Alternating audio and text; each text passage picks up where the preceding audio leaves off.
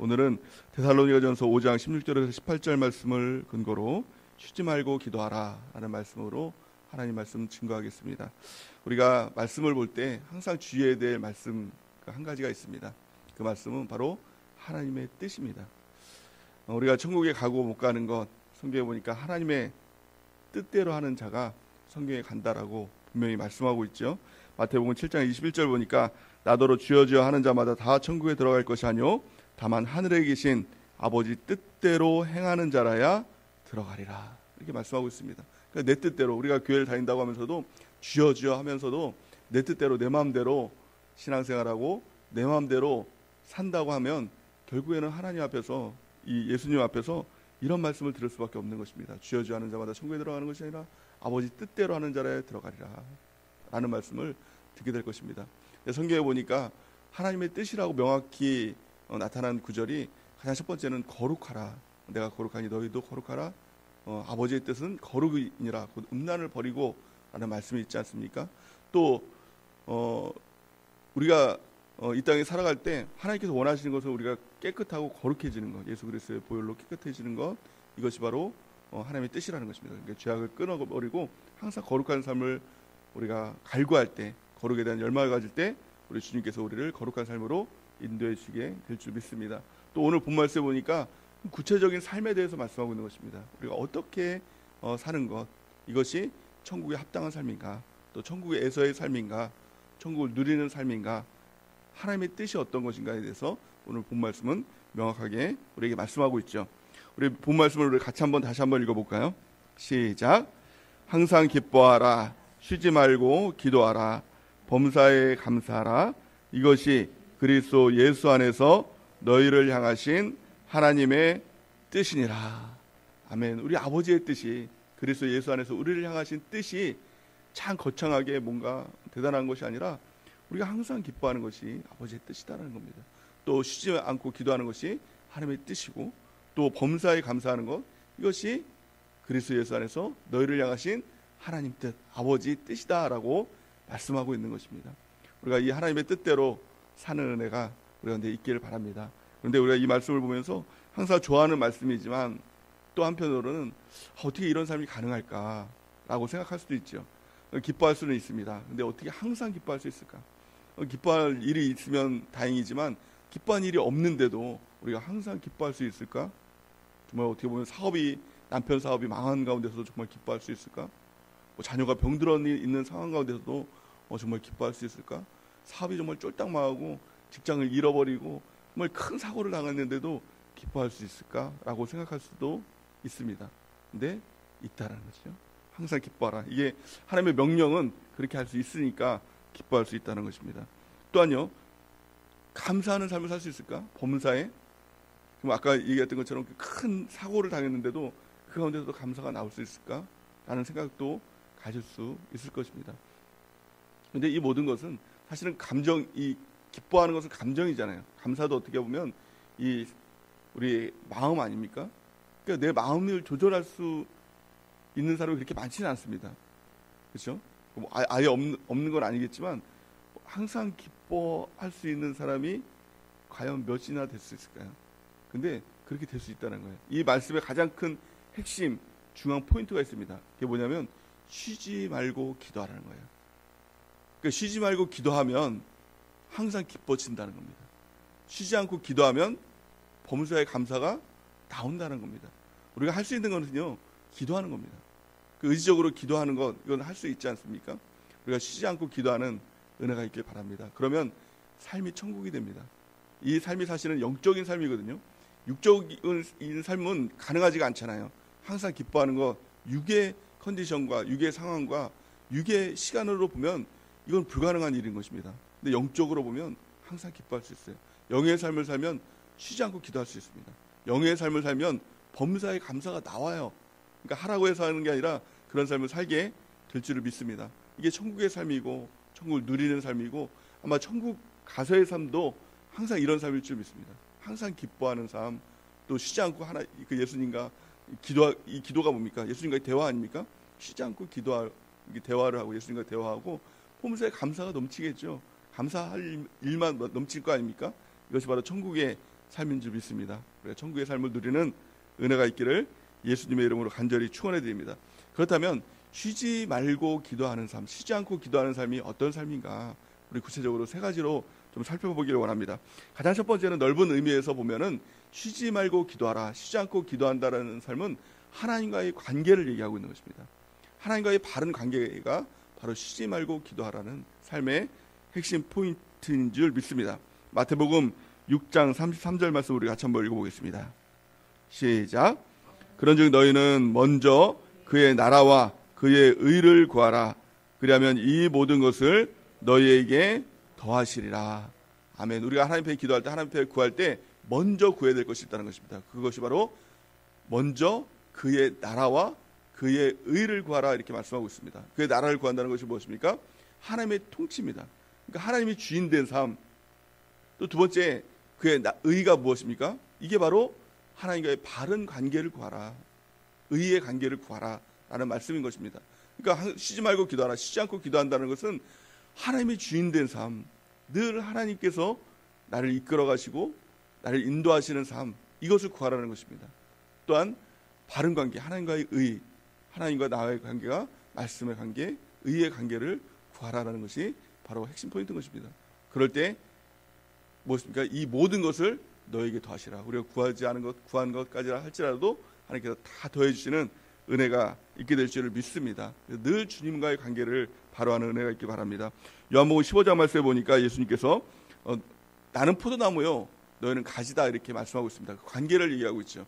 항상 그 붙어있는 관계, 주님 안에 있는 관계를 말씀하고 있는 것입니다. 요한복음 15장 7절 보니까 너희가 내 안에 거하고 내 말이 너희 안에 거하면 무엇이든지 원하는 대로 구하라. 그리하면 이루리라. 아멘. 하나님과의 우리의 관계가 교회에 있을 때만 관계가 맺어지고 예배 드릴 때만 관계가 맺어지는 것이 아니라 항상 하나님과 우리의 관계는, 주님과의 우리의 관계는 붙어있는 관계라는 것입니다. 그러니까 항상 그 안에서 주님을 의식하면서 그 마음을 갖는 것, 주님과 연결된 마음을 갖는 것, 이것이 항상 기도하는 것, 그러니까 쉬지 않고 기도하는 것의 핵심이 된다는 것입니다. 요한복음 15장 5절 말씀을 우리 같이 한번 읽어보겠습니다. 시작. 나는 포도나무요 너희는 가지라.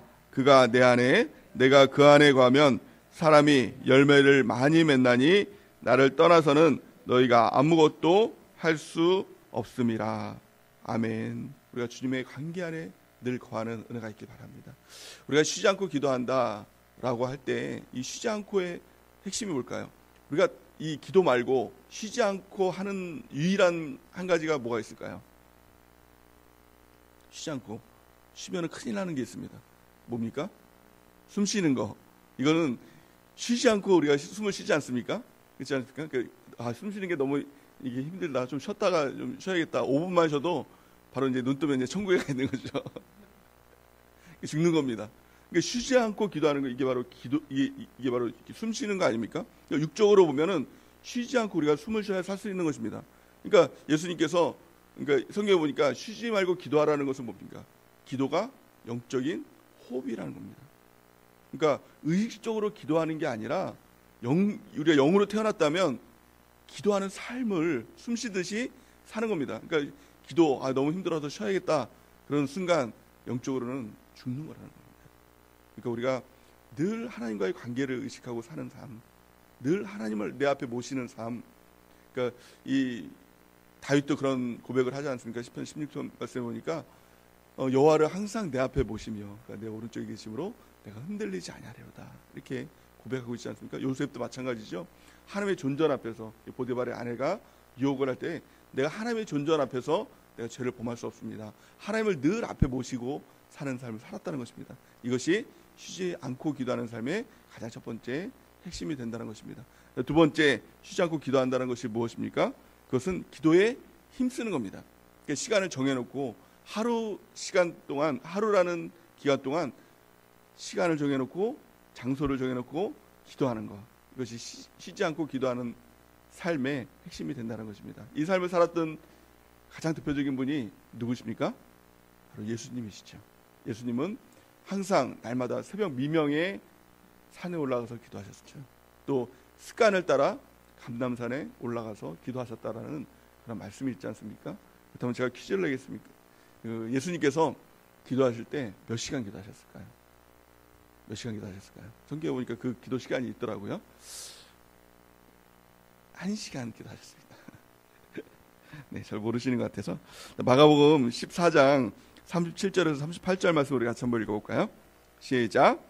돌아오사 제 아들이 자는 것을 보시고 베드로에게 말씀하시되 시몬아 자느냐 내가 1시간도 깨어 있을 수 없더냐 시험에 들지 않게 깨어 있어 기도하라 마음에는 원이로되 육신이 약하도다 하시고 아멘. 예수님께서 십자가에 달려 돌아가시기 전에 겟세마네 동산에 습관을 따라 감람산에 올라가셨다 이렇게 기록하고 있거든요.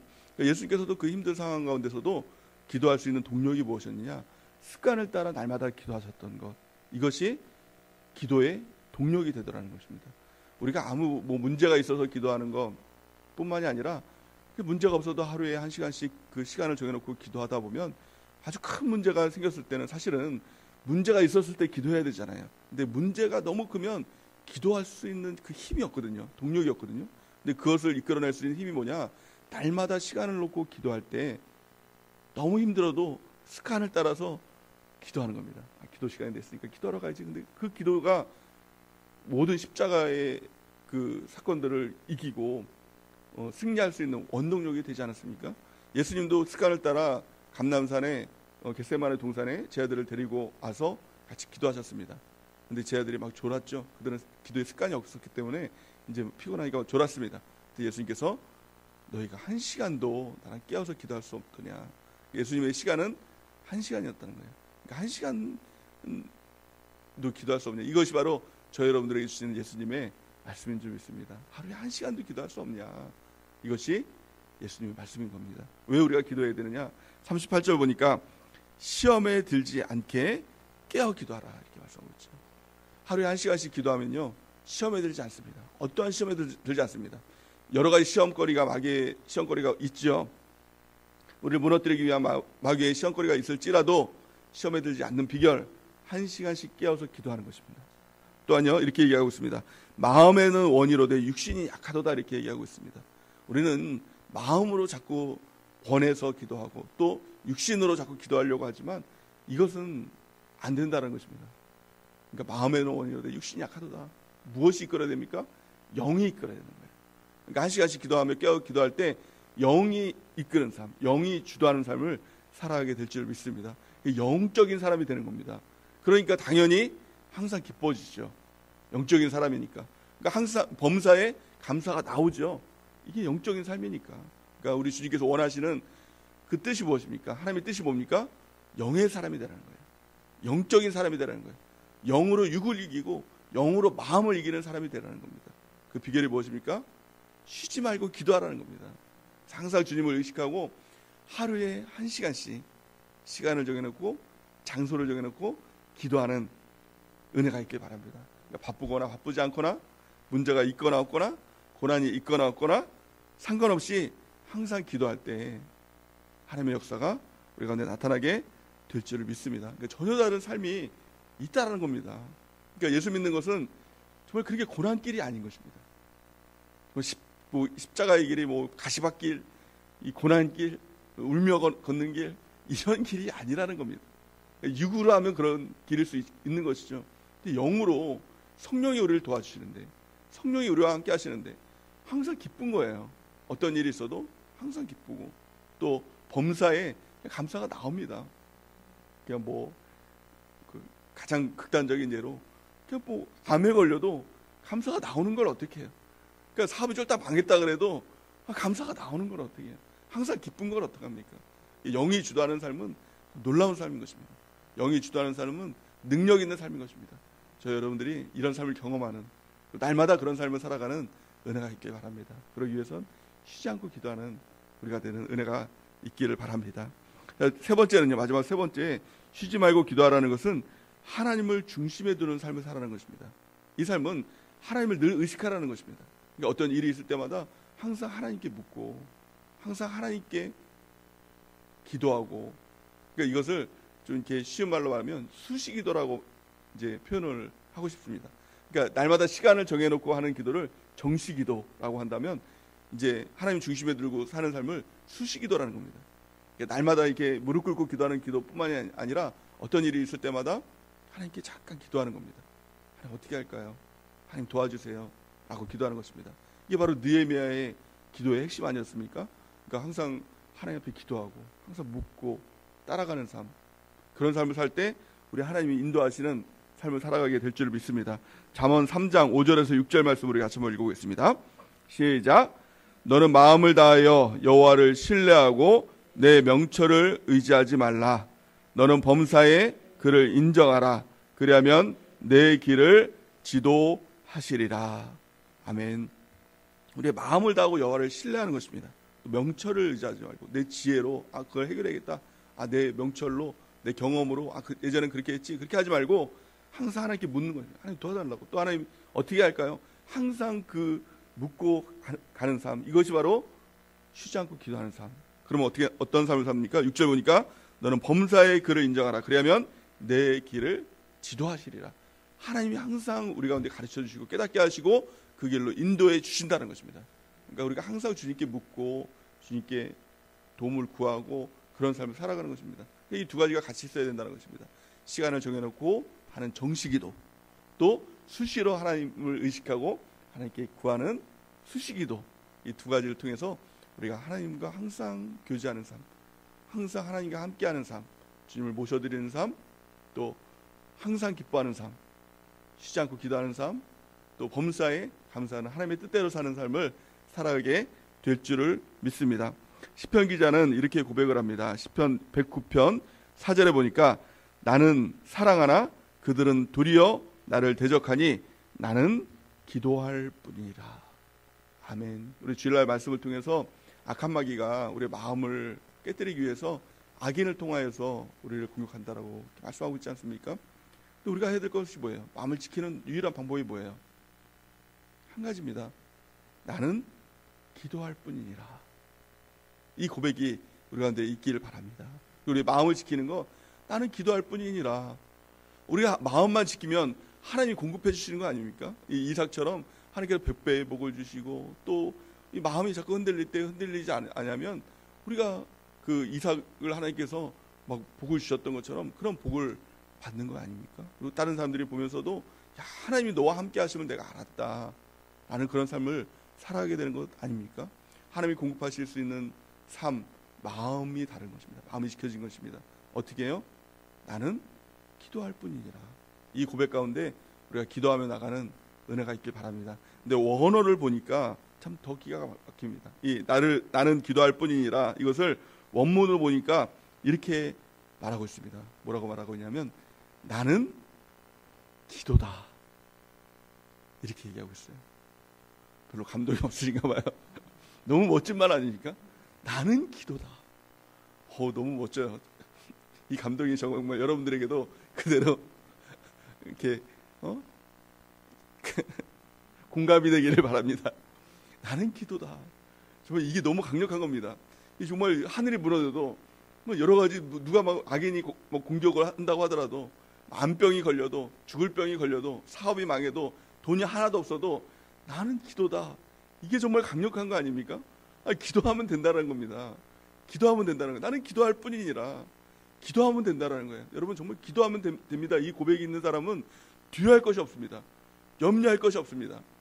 걱정할 것, 근심할 것이 없습니다. 나는 기도다. 나는 기도할 뿐이니라. 이게 능력이고, 이게 주님과 연결되는 힘이고, 또 주님만 계시면 됩니다. 이 고백이라는 것입니다. 여러분들, 나는 기도다. 이 고백들 가운데 승리하는 은혜가 있길 바랍니다. 이 고백만 있으면 진짜 강력한 인생이 되는 것입니다. 주님만 있으면 됩니다. 이 삶으로 늘 승리하는 은혜가 있길 예수님의 이름으로 간절히 축원해 드립니다. 두려워할 게 뭐가 있습니까? 기도하면 되는데. 그렇지 않습니까? 염려할 게 뭐가 있습니까? 근심할 게 있습니까? 나는 기도인데, 나는 기도할 뿐인데. 여러분들 이 고백들 가운데 쉬지 않고 기도하는 삶을 통해서 영적인 삶을 경험하는, 능력 있는 삶을 경험하는, 이 땅에서 천국을 경험하는 저 여러분들에게 은혜가 있기를 예수님의 이름으로 간절히 축원해 드립니다.